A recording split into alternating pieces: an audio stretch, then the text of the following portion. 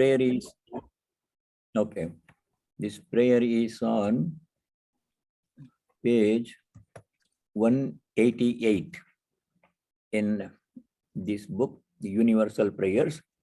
The first one on that page 188. This is Shankaracharya's hymn, Shatpathram. I don't know that hymn. This one stands on there. Om Avinayamapanaya Vishnu Damaya Manashamaya Vishaya Mrigatrishnam Bhutadayam Vistaraya Taraya Samsara Sagarataha. O Lord, all-pervading, please remove my egoism and calm my mind. Avinayam, apanaya. Apanaya means please take away, remove. Avinaya means lack of humility, egoism. Manaha, damaya means help me to control my mind. Vishaya mrigatrishnam shamaya.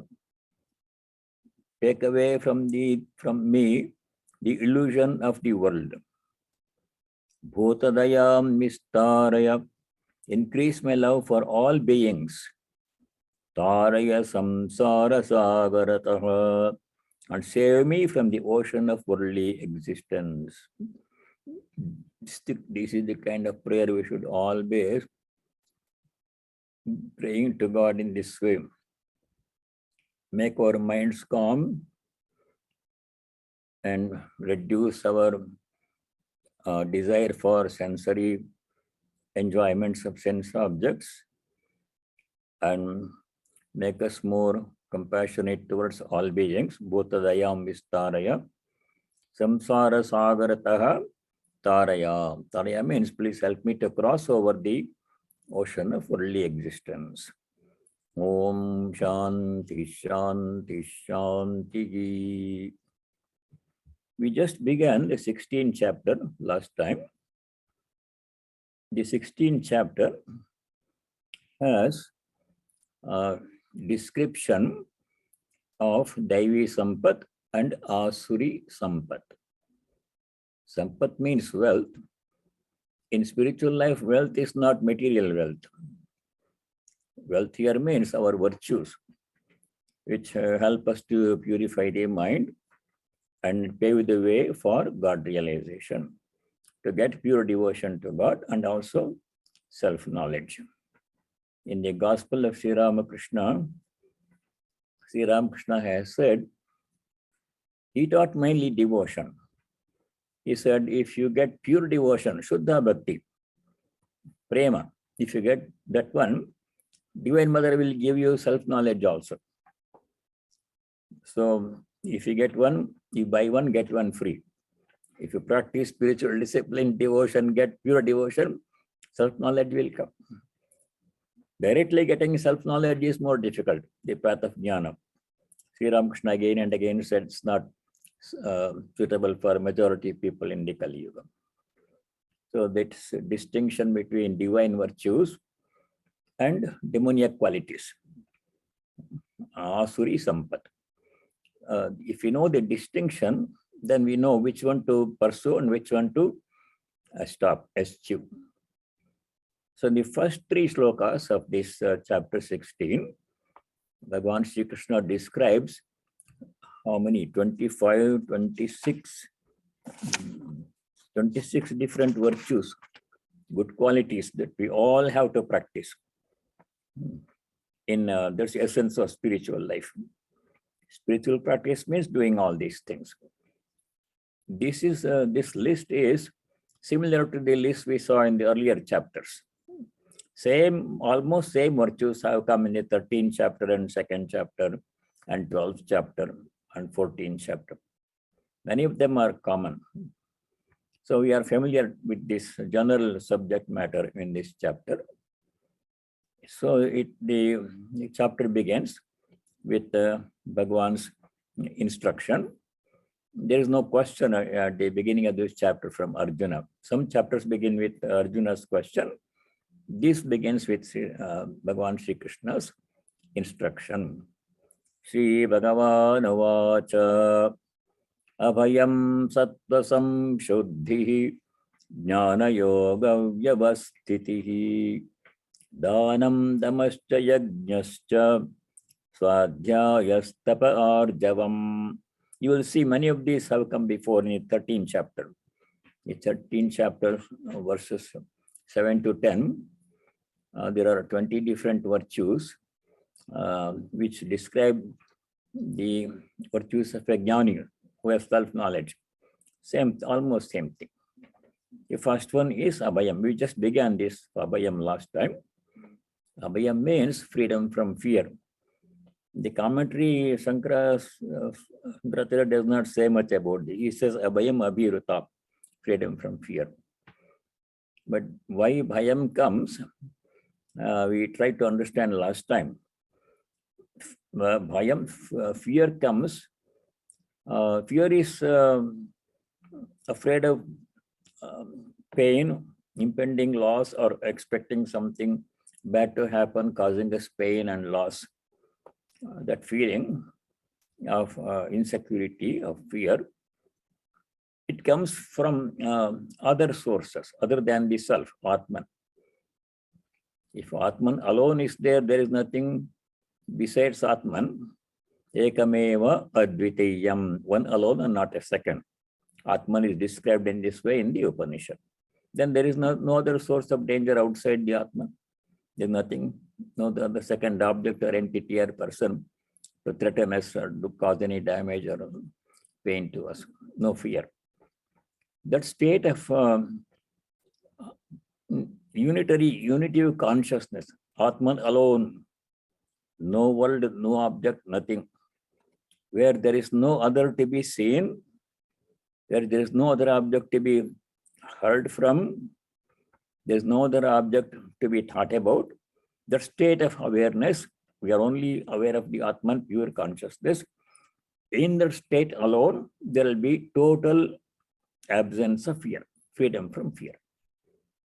The moment we descend from that state and begin perceive other objects, then that very moment fear starts. Now, why fear starts? Supposing there is nobody else and I am alone, and there is no other source of danger, then why fear is still there? Because I am afraid of sickness, old age, and death. Nobody is doing anything, no danger from anybody. I am completely safe and protected. But still I am afraid, though I am alone, because of the fear of the body becoming old and sick and death, body going away. So the body is the second object. It's not the self. Our body is something that I have. Body is not what I am. Something that I have is something different from me. I have this book, therefore the book is not me. It's something second object. So I'm afraid of losing this book. The book may fall apart and somebody may take it away, or some such fear is there. So fear comes from the second object. There's a very famous short sentence in the Brihadaranyaka Upanishad. It says, Dvitiyad vaibhayam bhavati. Dvitiya means second one, any second object. Besides the self. Self is the only one, ekameva. The moment you perceive the second object, descend to the plane of duality, then fear immediately starts. Dvitiyad bhayam bhavati. So how to become totally free from fear? Only when we realize our true self. Atma Jnana comes. If you know that you are the Atman, you are not the body mind, the world is unreal, then no fear. Nothing to be afraid of. Until then, fear will be there of something or other. Some have more fear, some have less fear, some are afraid of this, some are afraid of that. So that is abhaya, total freedom from fear. Atma Jnani is those who know the Atman, like Example of that is Bhagavan Ramana Maharshi and Sri Ramakrishna and Swami Vivekananda. They had absolutely no fear. Fear of what? So the same freedom from fear can be achieved when a person has pure devotion also. Atmajnana, self-knowledge is difficult, but pure devotion as described by Narada, to which Sri Ramakrishna makes frequent references, also confers total freedom from fear. God is my father, mother, and I have taken God's name, so there is nothing for me to be afraid of. He or she provides everything I need. Before I ask, even if I don't know what I need, God will provide. Yoga Kshemam Mahamyaham 922. So why should I be afraid? That freedom from fear will come in pure devotion. Now we have ordinary devotion, then we are feeling lack of this, lack of that. I don't have this, I don't have that. I'm afraid of that, I'm afraid of this. But it will go away when you get pure devotion. So that is total freedom from fear. In the Chandogya Upanishad, there is a famous conversation between Narada and the great sage Sanat Kumara. Narada Maharshi himself was grief-stricken, shoka. Great Devarshi like that one. What about ordinary people like us? So many problems. So he goes to Sanat Kumara and there is a nice, very famous conversation between them. Finally, Sanat Kumara says, the moment you see some other object, the moment you hear of some other object, the moment you think of some other object, then you are in a limited state of awareness. Then you will not have any joy or bliss or freedom or fear. It will always, or any other freedom from fear, you will not have if you are aware of another object.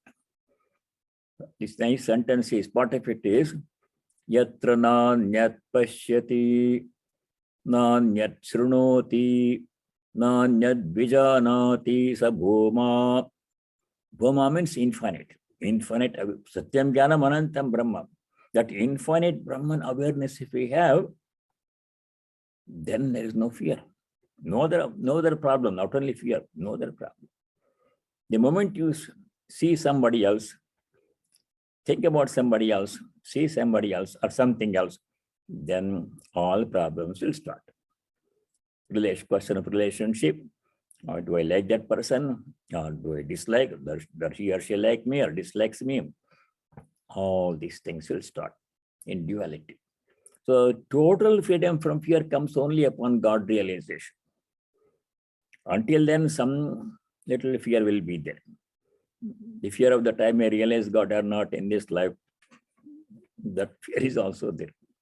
Abhayam. Abhayam, that is first Devi Sampat. Sri Ramakrishna said, 3 things are obstructions in spiritual life. What are they? Hatred, shame, and fear. Doubt. So, Doubt also. Huh? Doubt. Samshaya. Yeah. Many other, these are 3. Many obstructions are there in spiritual life. Hatred, shame, and fear among them. In the Patanjali's Yoga Sutras, Patanjali describes 13 different obstructions to spiritual life, to Samadhi. First of them is Yadhi. That means disease. And so many others will come. So that's, but fear is one of them. Avayam Sat.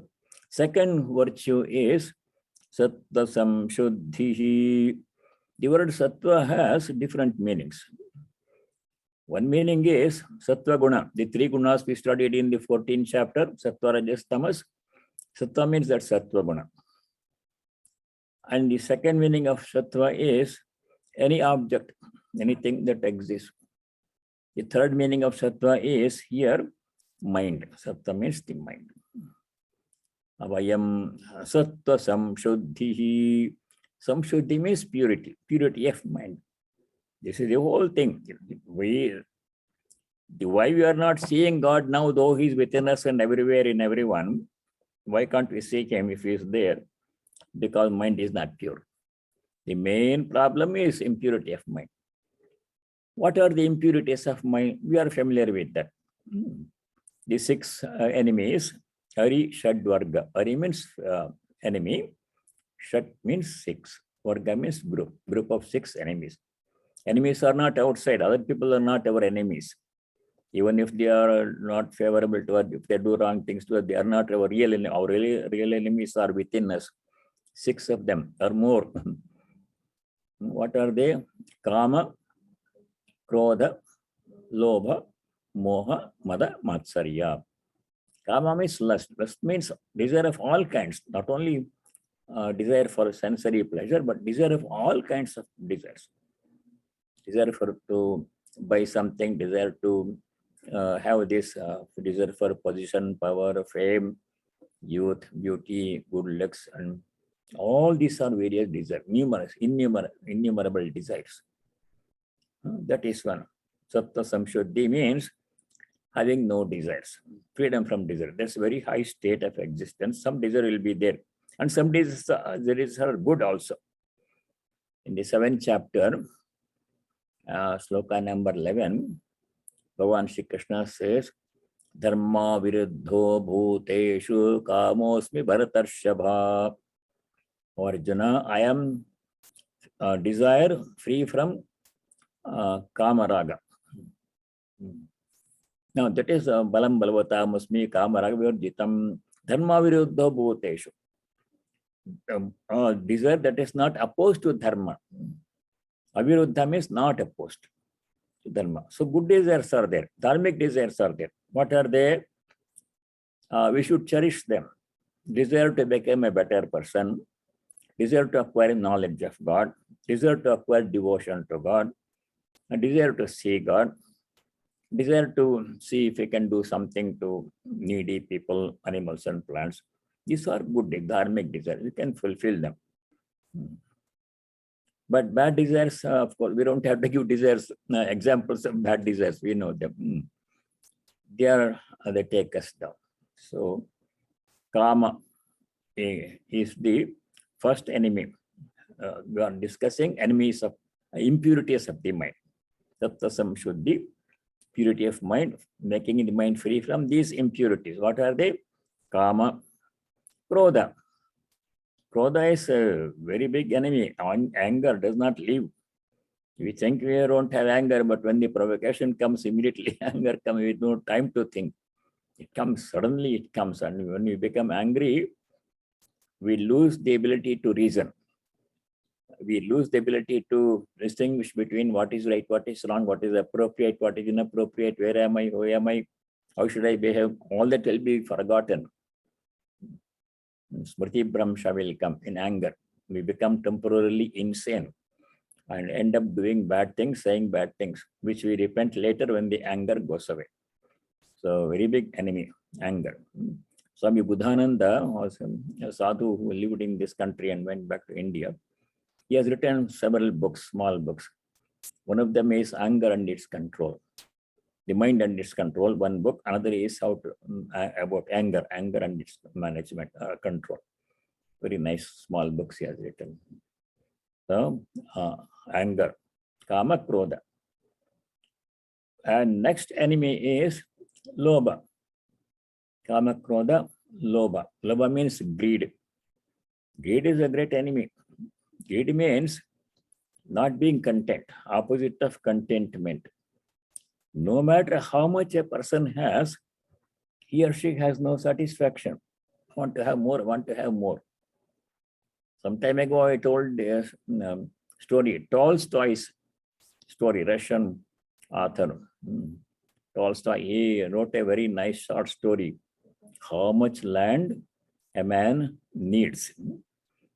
A nice short story. It was in my high school textbook. I read it in 1949 and then 50. I don't know. But that is the only thing that I still remember. Very nice, beautiful story about how greed can kill a person. The story of a farmer in Russia who had some land But he was not content. He went on acquiring more and more land, sacrificing everything. Finally, in his quest for more land, insatiable trust for more land, he died. It actually killed him. Nice story, you can read it if you have time. How much land a man needs. So greed is a killer. Kama, Krodha, Lobha, 3. These 3 things will come in the same 16th chapter in verse 21. These are 3 gateways to hell. Trividam Narakasyedam Dwaram. Sri Krishna says in 16:21. We'll come back to this topic of greed again. Kama, Krodha, Lobha. Trividam Narakasyedam. 3 gateways to hell. Suffering. Hell means suffering.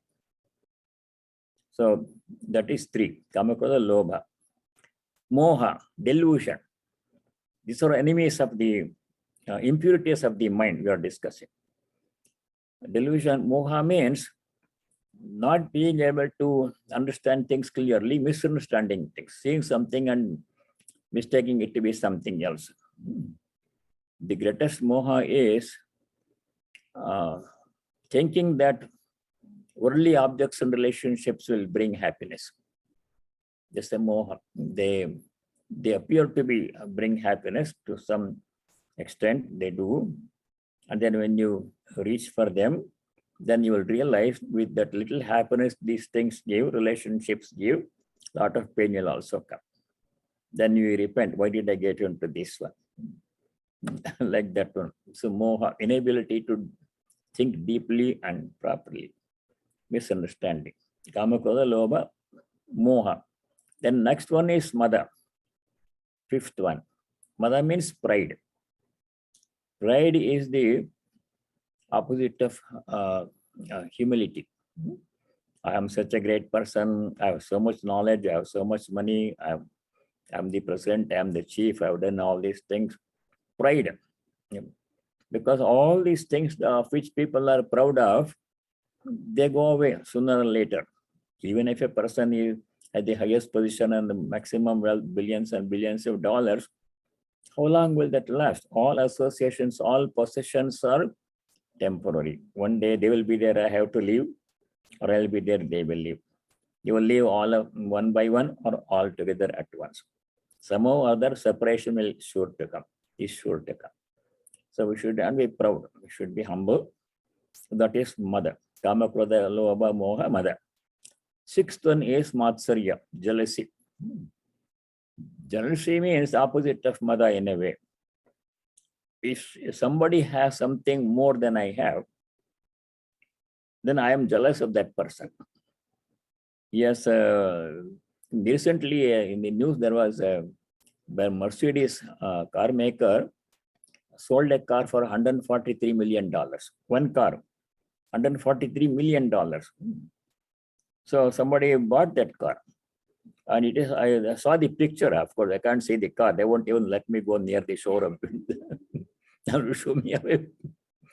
So that picture, it's a very old car and very small car. Only 2 people can sit down there, very small. $143 million for one car. People have that one. And somebody who has a Toyota only, that man has that 140 million car. You only have a little cheap car. Yeah, like that, jealousy will come. If somebody has more of something which I want and I have less, that is jealousy. Opposite of this is pride.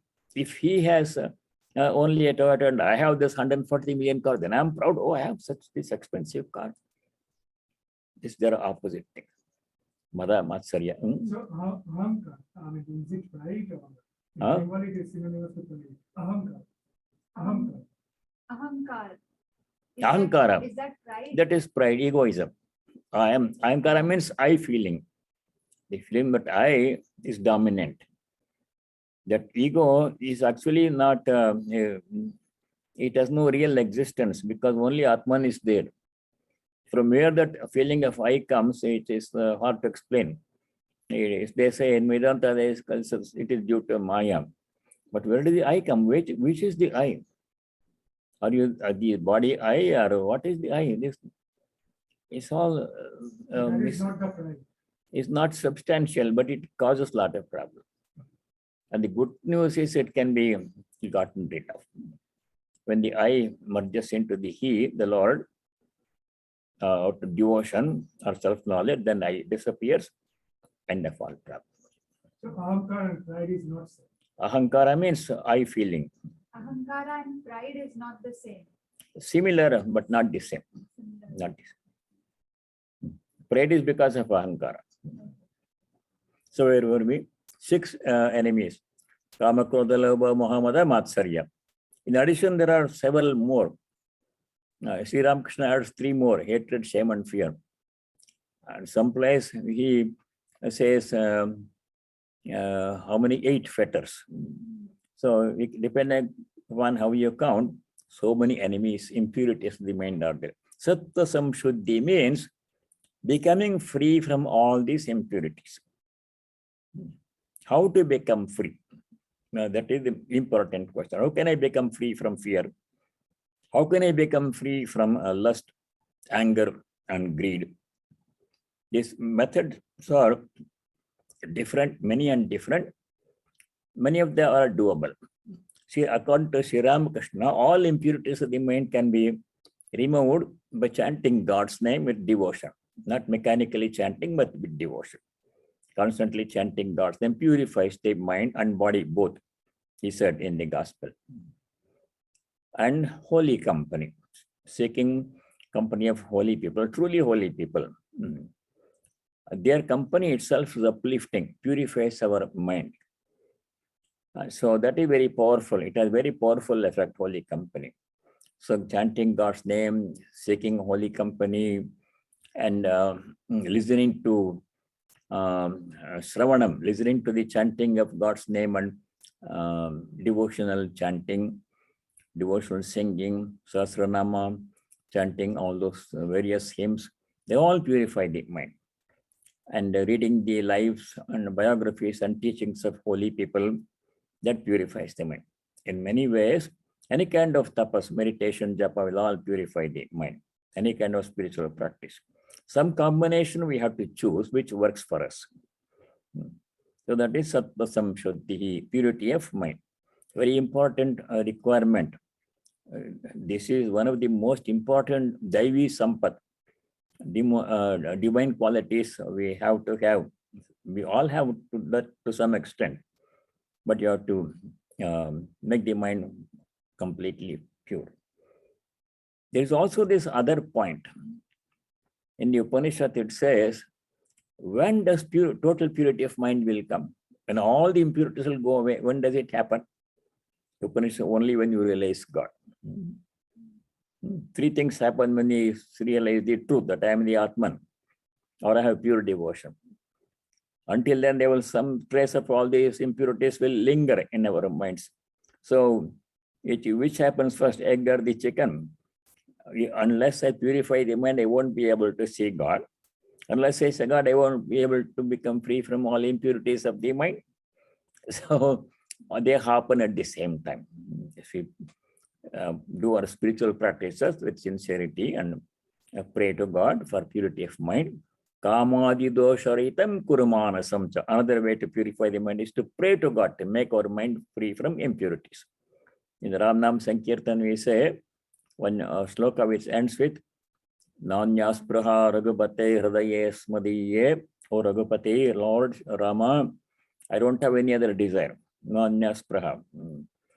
Then it says, Satyam Vadami, I'm telling you the truth. We can't hide anything from God. You can hide our thoughts from the other people, but God is in the center of our heart. He is the very self. Satyam Vadami, Bhavan Akhilantaratma. You are the indwelling Atman of everybody, Akhilantaratma. Bhaktim Prayacha, Raghupungava, O Lord of Raghus. Bhaktim Prayacha, grant me pure devotion. Kam Nirbharam, steadfast devotion, you please grant me. And then last part of the prayer is Kama Didosharahitam Kurumana Cha. Make my mind free from Kama and all other dosha. Dosha means impurities, blemishes. So prayer helps to purify the mind. So all these disciplines, chanting God's name, japa, meditation, study of scriptures, holy company, and prayer, all these things, if you do in some combination, mind becomes pure. Sattva samshuddhi, most essential requirement for God realization. Abhayam sattva samshuddhi. Third one is jnana yoga vyavasthitihi. Vyavasthiti means remaining steadfast, practicing jnana yoga. Jnana yoga means constantly remembering one of two things. We can do it one of two ways. Constantly remembering that I am the Atman, I am not the body mind. I am Atma Brahma, Aham Brahmasmi. That's Jnani's way. Constantly remaining that one. No matter what happens to the body mind, no matter what other people say or do, I am not worried about it. Only body mind will. Let's take care of it. I am the Atman, I am affected by nothing. I am Satyam Jnanam Anantam Brahma, Aham Brahmasmi. That is one way to remain in that constant awareness. Not letting any event disturb us in any way. That is difficult because we have body consciousness. Second way to practice this Jnana Yoga Vyavasthiti is a path of devotion. Constantly remembering God, God's presence within us and within everybody and everything else, and having total devotion to God, faith in God's mercy, compassion. God is my father, mother, he or she will take care of me. Why should I worry? In the Holy Bible, there is a section called the Book of Psalms. In the 23rd chapter of that Book of Psalms, there is this very famous verse. The Lord is my shepherd and I shall not want. The Lord is my shepherd and I shall not fear. He's taking care of me. I've entrusted my life to the Lord. Why should I be afraid of anything? He provides whatever I need before I ask without my asking. God knows better than I know what I need, what is good for me. So if I ask something, I'll be tying his hands. If I ask something and if it is given to me, then later I may repent. Why did I ask for this? This is causing more trouble. I didn't know about it before. So that should not be allowed to happen. Let God decide what we want. When he provides, whatever he provides, with that I am happy. He's my father, God is my mother. She's taking care of me all the time. Even when I'm not remembering God, God is taking care of me. That total faith, if we have devotion, if we have, then there is no fear or any other problem. So that's Sattva Samshuddhi. Jnana Yoga Vyavasthiti, third one. Constantly remaining in communion with the divine one way or the other. Never forgetting the divine presence within us, within everybody else. And that governs all our thoughts, speech, and action. If I remember God is present within me, then how can I say something that is false, misleading? He's listening to every word I am saying. He's within me. Other people may not notice it, but he is there within me. So that awareness of God within me prevents me from doing bad things. So he's watching all the time. He's seeing me through all the ears. He's hearing my words through all the pairs of ears. He's there in everyone. So his presence. His presence, awareness of his presence should govern all our actions and thoughts and speech. Jnana Yoga Vyavasthiti, constantly practicing the presence of God. Jnana Yoga Vyavasthitihi. The next one is simpler.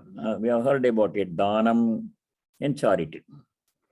The Lord, at the time of creation, when he brought this creation into existence, gave instruction about Dhanam. The very first one, among the first instructions God gave to human beings when he created human beings is practice charity. That comes in 3rd chapter. We have seen that one. There, the Lord says to the people, Tairdhattana pradaya pradayabhyo yo bhungte stena evasaha. Tairdhattan. Tai means Deva, by the gods. Gods have given all the gift. The gods have given the food to eat, nice warm climate to stay in, though we are spoiling it right now, and nice body which can do so many things. All these gifts are given to us by God. Air to breathe, water to drink, all these things are given by God, gifts. Everything we have given by God as gift, body, everything. Now, if you use all the resources just only for my sake in a selfish way, then I'm being like a thief. I'm getting everything but not returning anything.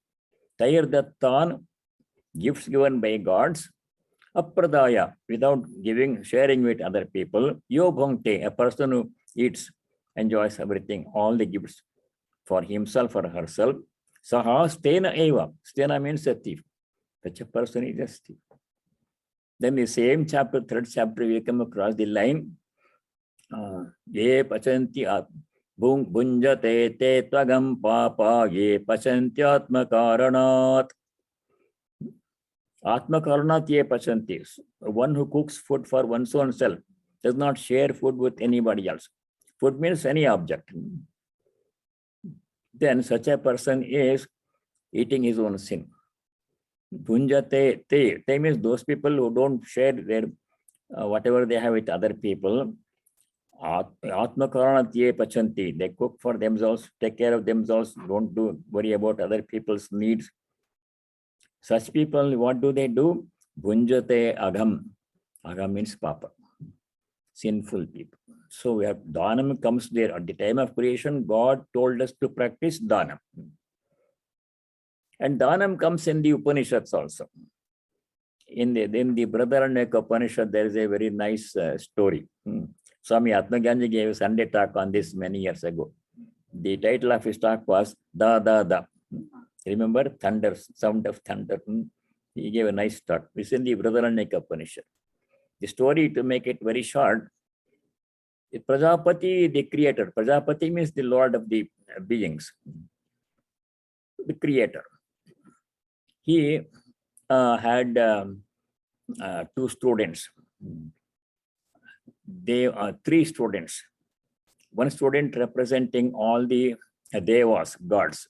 Indra, Varuna, Yama, Agni, Surya, they're all gods, representing them. Indra among them. The second student was a human being, representing all human beings. The third student was representing all the demons, asuras. So the three students approached Prajapati, their father, he is the creator, father of everyone, and asked him for instruction. So first, when the representative of all the gods went to Prajapati, asked them, please give us instruction. He says one letter, Da. That's all he says, Prajapati. And after saying Da, he says, have you understood? The representative for the gods, he said, yes, I've understood. What did you understand? He says, Damayam, control self-control, restraint, practice self-control, Dama. Because gods are given to enjoyment. So they understood and they went away. The God practicing self-control, Dama. Then the second representative of all the human beings, he went to Prajapati, gave me instruction. He said, same letter, Da. That's all he said, the teacher. Have you understood? Yes, I have understood, sir. What did you understand? By Da, you mean you have to practice charity, dana. Because people have the tendency of hoarding things for oneself. Give charity, share. You have understood? Yeah, you meant dana by Da. Okay, go. The third representative for all the demons, he went to Prajapati. Please give me instruction. Prajapati says, same word, Da, same letter, Da. Did you understand what I said? The demon says, yes, I understood. What did you understand? Da means daya, compassion, practice compassion. The Danavas are cruel by nature. So for them, he gave the instruction, practice daya, compassion towards all beings. So daya also comes in this group of Daivi Sampa. So da means dana. For human beings, sharing, charity is very important. It does not matter how much or what you give. Everybody cannot give lot donations of big amounts of money to charities. Whatever we can share, food, clothing, basic needs, knowledge, sometimes a few kind words.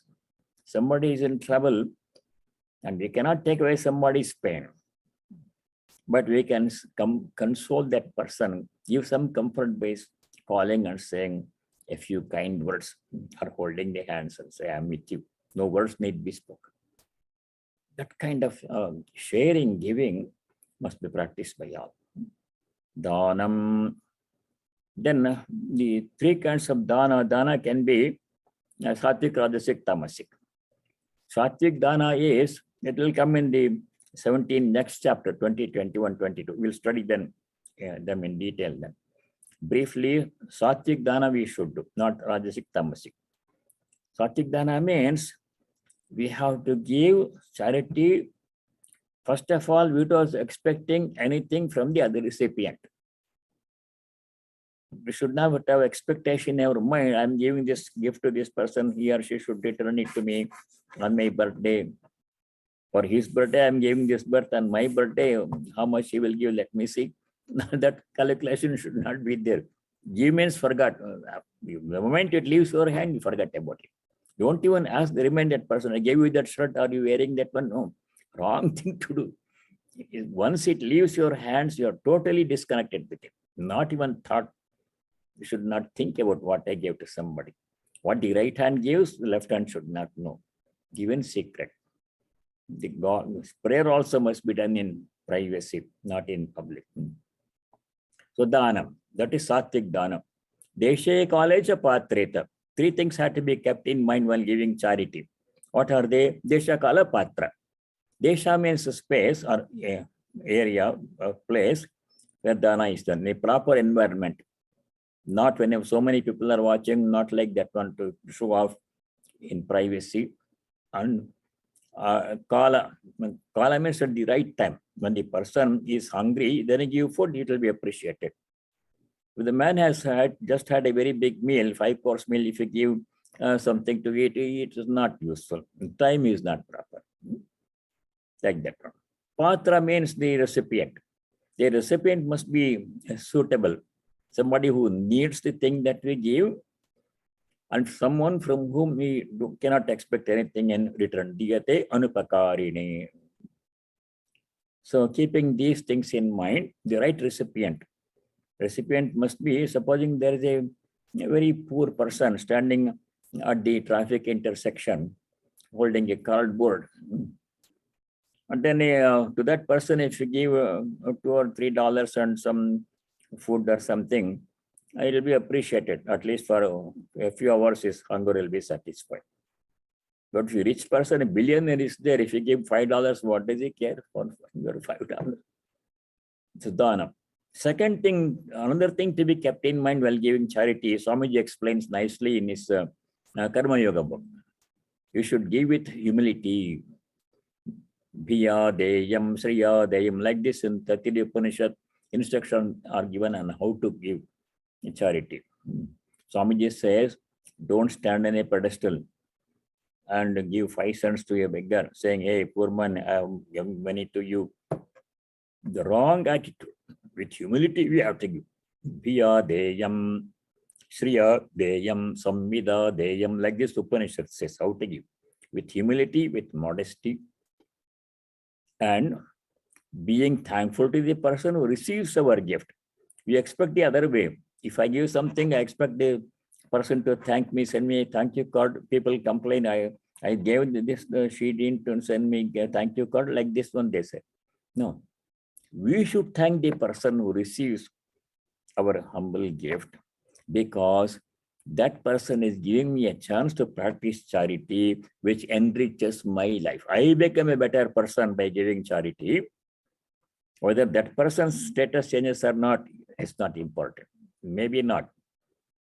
If charity could help, the world would have been a much better place by now, because so many big philanthropists are being given charity of millions of dollars for a long time to come. Has it become, had all poverty gone away? No.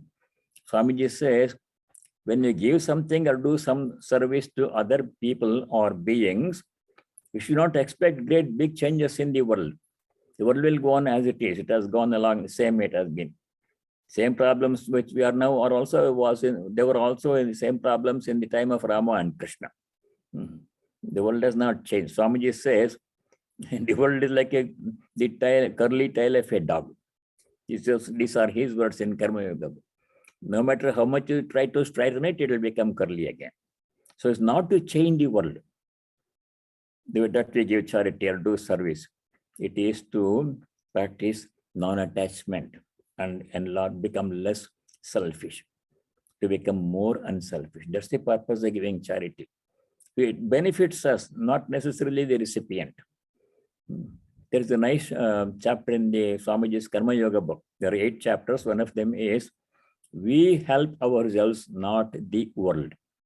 If you please read that chapter, it will be nice when you get time. We help ourselves, not the world. That's the title of the chapter in Karma Yoga book, Swamiji's Karma Yoga book. 8 chapters are there. There, Swamiji explains all these things. How to give charity, with what attitude we have to give charity. These are very important. Not with pride, not with arrogance, not with disdain, but with humility and love, and being grateful to the person who is there to receive our humble gift. And forgetting about it the moment it leaves your hand. You should not even think in your mind, I gave this to this person, what is he doing with it? Not our concern. We may throw it away, give it to somebody, recycle it or wear it. Not think about it. Once it leaves my hand, namama, not mine. It was never mine in the first place, but even the notion of mine has to be given up when we give something to somebody. That is the spirit of dana. Danam. Next one is dhamma. It's familiar to us from earlier chapters, came in 13th chapter. Dhamma means control of the sense organs. Shama, Dhamma, Titiksha, Upariti, Shraddha, Samadhana, all those things came in Vivekananda. Some of you have studied that one. Dhamma means control of sense organs. 10 sense organs. They all go in different directions. Eye wants to see something, ear wants to hear something pleasant, tongue wants to eat something nice, tasty, nose wants to smell something fragrant, all hand wants to touch something nice and pleasant. These 10 sense organs are pulling, feet want to go somewhere, like seeking happiness. Where do they want? Because they seek happiness in sense objects. People seek happiness in very tamasic ways, destructive ways. Last year, this year early, there was some big concert in Houston. I forget the name, somebody from rap singer. 10 people died, or more, 10 or more people died. So many were injured seriously. Huge stampede. And they paid good money to enter, to buy the ticket. The ticket was about $100 a piece, and scalpers were selling it at 10 times the price. They spent money, they went there. Why do they go there? Because listening to the rap music will make me very happy, expecting, anticipating happiness. So the desire for happiness is not necessarily bad. We have to be happy, but seek happiness in sattvic ways. So what happened? Stampede and fireworks and everything, and so many people died, so many people got seriously injured. Injury means serious injury, somebody losing their hand or feet or crushed under other people. So should not seek happiness in those ways. Controlling sense organs. The ear says, I want to hear that rap music. No, hearing something pleasant is not bad. You have to hear it. But listen to some sattvic music, devotional song, something that does not excite people, all kinds of harmful lyrics and everything. No, avoid. Listen to something pleasant, nice classical music. It's okay to enjoy. It's good if it makes you feel good, but nothing harmful. Dhamma, controlling sense organs. Dhanam, dhamascha, yajnascha. Dhamma means controlling all the sense organs. Monitoring what eye is looking at, Yesterday in the gospel class, in the Gospel, Sri Ramakrishna said, a sadhu should not even look at the picture of a woman, because what we look at influences our mind. The thought will come to our mind. So we should not allow ourselves to look at all harmful. So many things, harmful things are available in the TV and computer, internet. We have to monitor ourselves. If I watch this, it may make me feel good for a second, but in the long run, that impression will be there. If I watch something unpleasant, maybe pleasurable, but not good, that comes in meditation.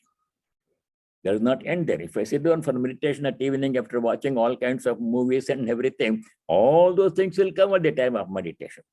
So I'm creating big obstruction for myself by not controlling my urges, sense organs. So Dhamma is very important for spiritual, for everybody in general, but especially for spiritual seekers. Dhanam dhamascha yajnascha swadhyayastapa arjavam. Yajna is the next one. The topic of yajna came in the 3rd chapter. The whole basis of life is yajna. Every moment in our body, yajna is happening. Every moment in the whole universe, yajna is happening. Yajna at the individual level, yajna at the cosmic level. How is yajna is happening in the cosmic level? All the things are giving. Yajna means giving, sacrificing, without expecting anything in return. See what the trees are doing. The trees are standing outside, and rarely we pay any attention to the tree. But they are life-sustaining things. Because of them only am I able to breathe oxygen. The trees give oxygen. Every moment, 24 hours, they are doing that one. I don't think about it. They are sacrificing. And they're absorbing carbon dioxide that I'm releasing. Everything in nature is giving. Sun is giving essential energy for life. Without sun's light, life cannot exist. No animal, no plant, no human being. Sun is giving that 24 hours. He has no vacation. Sun is always shining. He's shining, giving light to one part of the earth during the day, to other part of the earth during the night. Always working. Like everything is nature. Air, water, they are all sustaining our life.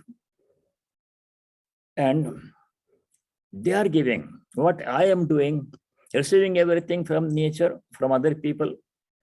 And if I don't do anything in return, give anything in return, then I'm being sinful. I'm being a sinful person. I have to share. That's where Dhamma comes. Dana comes. Yajna is essential. We have to give. Because we are receiving so much. All the creatures on the earth are helping us. We don't know. We don't recognize how much we are receiving from so many different sources. People, thousands of people are working right this moment to make it possible for us to have this class. The people who providing electricity, utility workers, they work even during night. The road workers, electric workers, dangerous job. They have to climb and the electric power is there. They're doing it that. Because of their hard work and labor, we are able to get uninterrupted electricity. No interruption electric supply in this country. In India, every few minutes, power will go, power shortage. So we are grateful to so many people who grow the food that we eat. They are sacrificing. They are working so hard. Maybe in some other country, we are importing and we get ready-made food on our dining table.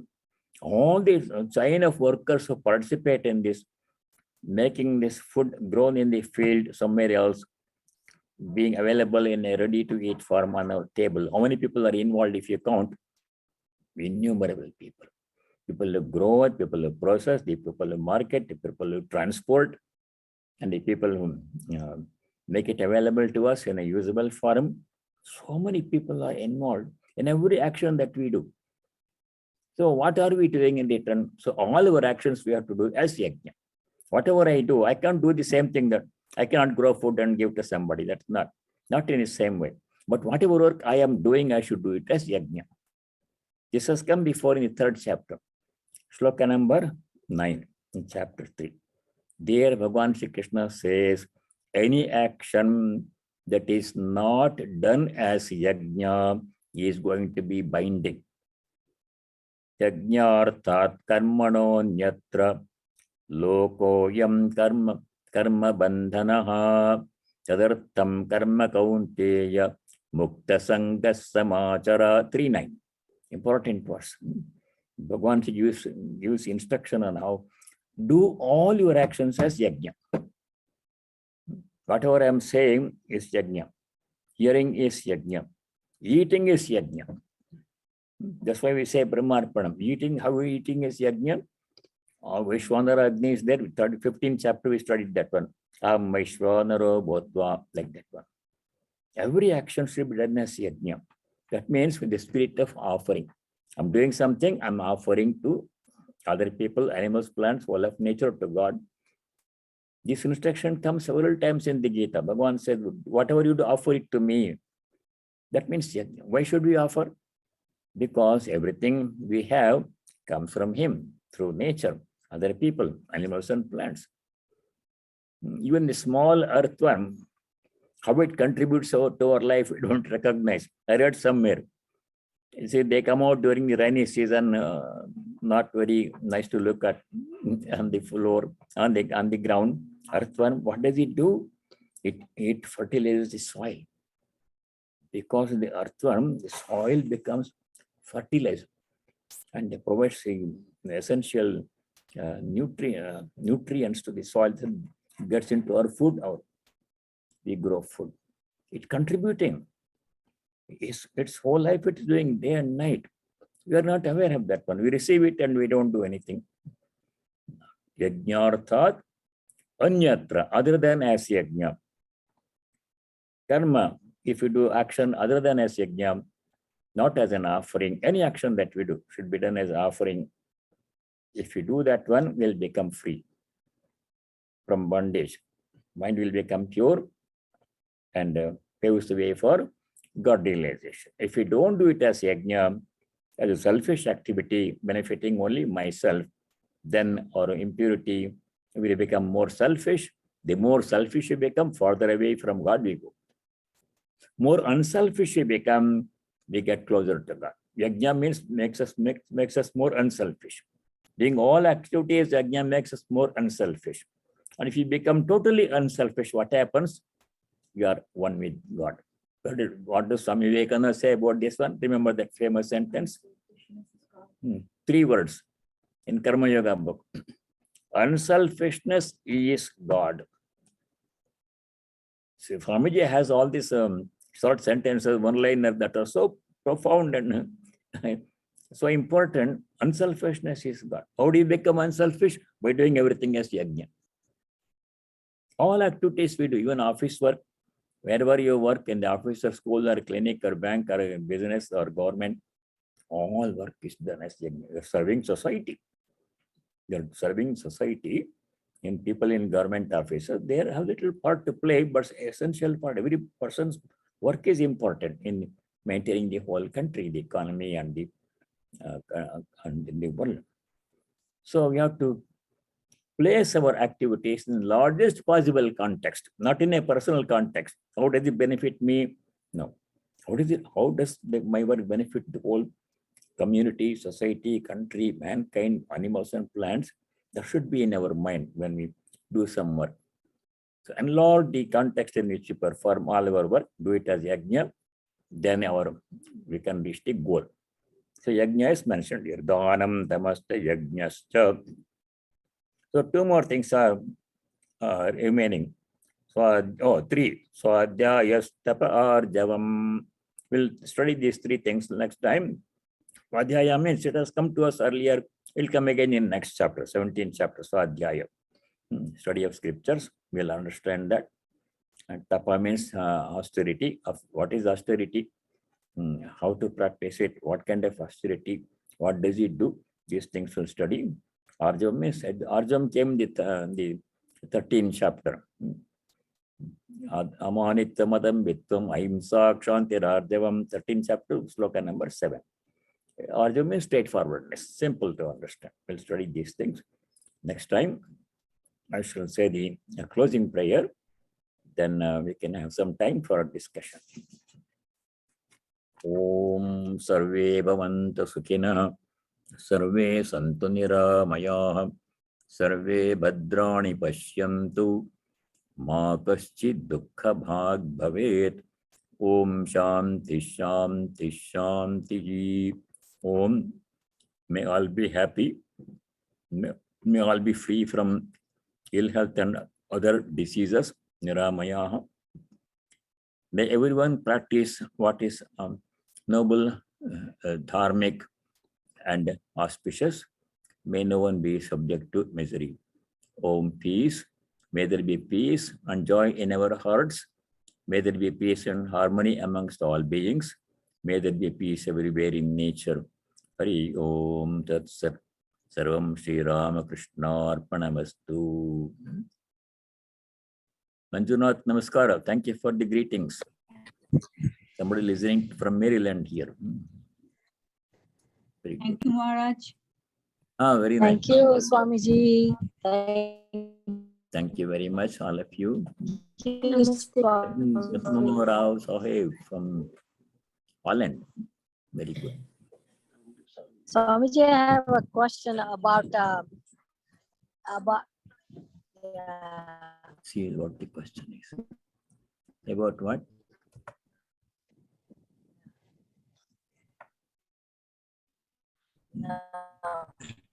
Your voice is breaking. Maharaj.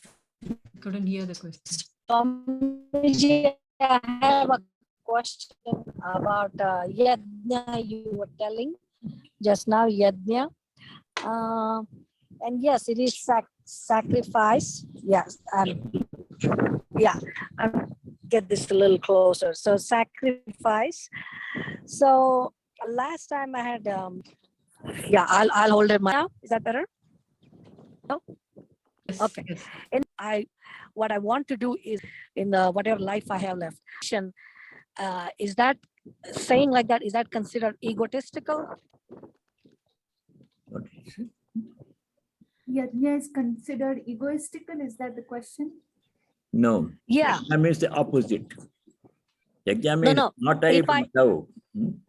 No, not yet. What I'm saying is, I made a public statement that I want to do selfless service. But when I say that, some people think that I'm being egoistic, making my intention to do selfless service. I'm not saying I'm doing it 100%. I'm not like Mother Teresa or you, Swamiji. But saying that overtly as information, is that considered by some people egoistic? Other people think of it as what? As you're doing it for Egoistic. Yeah, if you say that I'm going to do something, Say a selfless seva. plus thing, then is that egoistic? Others think that it's egoistic. Others may think, but are you in your mind, in your heart, do you feel egotistic, or do you want to do it for fame? Or No, to sir. show off? No, your No. heart is pure. You want Right. to do it as offering as service, not not seeking any fame or reward from that one, with humility and love. That's what your attitude is important. What other people think, they may misunderstand, that we cannot do much about that one. That is, see, we should remain as unaffected as possible by what other people do and say. That we studied in the previous chapter, chapter 12, sloka 15. A devotee should not be too much upset if other people don't think well of him, or if other people do something wrong. It is, we should not be affected by it very much. And what we should do, what we think and do should not affect other people adversely, both ways. So that we have to practice. Let other people, they misunderstand. People misunderstand no matter what you do. So I should do in the right. If you're clear in your mind that you're doing it as a loving, selfless service, dana, then that is all that is required. Thank you, Swamiji. Okay. Thank you, Swamiji. Very good. Very good. Okay. Swamiji. Questions? Yeah, this is Padma. Can I ask a question? Yes. Yeah, so I'm in a situation, I'm a mother and I have a teenager. In a bigger picture, all I can say is he's in a state of mind and a position where tons of money is pouring in, and that is causing a lot of fake identity that this is money is everything. But at the same time, he's also associated with the group that kind of gives a little bit of charity towards a cause for a temple. So I'm in between soup, because for me as a mother, I still want to convey him that money is not everything. Money serves the purpose to live and be a better person for the society, but just because part of the money is going for the temple, but you're still egoistic at the end of the day, and you don't have basic fundamental human emotions like empathy and compassion and love for another human being. So it beats the purpose of actually even giving some money towards the charity if you're not growing as a person as you would.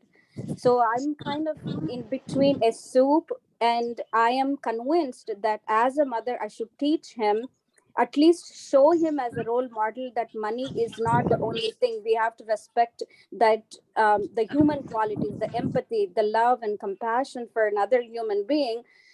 If you don't have it, doesn't matter how much we give in charity, it really does not help us to grow as a person. Am I thinking right? Summarize the She's question. saying that is it okay to consider that it's important not just to give money in charity, but also develop qualities like being empathy and considerate, Yes, kindness. those are important. Not the money or amount or anything that you give, how much or what. What is more important than giving is our attitude. How with what attitude we give. That's explained in the Upanishads. 4 or 5 things you have to keep in mind. When you give something, we should give it Shraddha. Shraddhaya deyam. Shraddha means earnestness. With love and earnestness we have to give, not with pride. Ashraddhaya adeyam. And then Sriya deyam. Consistent with our ability to give, we should share. Everybody cannot give large amounts of money or any other object. And we should give it love and gratitude. And humility. These 3 things are important. Swamiji explained this in the Karma Yoga lecture. With humility, I am thankful to the person who is there to receive my humble gift, giving me a chance to practice dhanam, thereby helping me to become unselfish and practice non-attachment, and I don't expect anything in return. Diyate anupakarane. We should give charity to those from whom we cannot expect anything in return. This attitude is very important than how much money you give or what you give. Those are to some extent important, but not the most important things. Whatever you can share, you can share. That's how I understood it, Swamiji. That seva is important, but if the seva does not come with the quality of humility and compassion and empathy for self or for any other human being, whether it's a mother or an uncle or a father, then the purpose of why God has put that purpose of seva is to purify our mind. But if our intentions are not in the right place, even by performing seva and donating money, if we are not purifying our mind, we're really not growing as a human being. And I'm standing up with that as a mother, and I just wanted to check. That doesn't help. That only makes me more proud. I'm helping all these people. It does not purify the mind. Actually, it makes me more proud and arrogant. I'm helping all these people. I'm changing this person's life, changing the world. So with humility, with love and gratitude, you have to give or do service. Same, giving service, doing service are same. Very good. Okay. Thank you, Swamiji. Very good. Let us stop here and see you all next week. Next week, Saturday, I'll be free. If you are free, we can have the class. Okay. Thank you.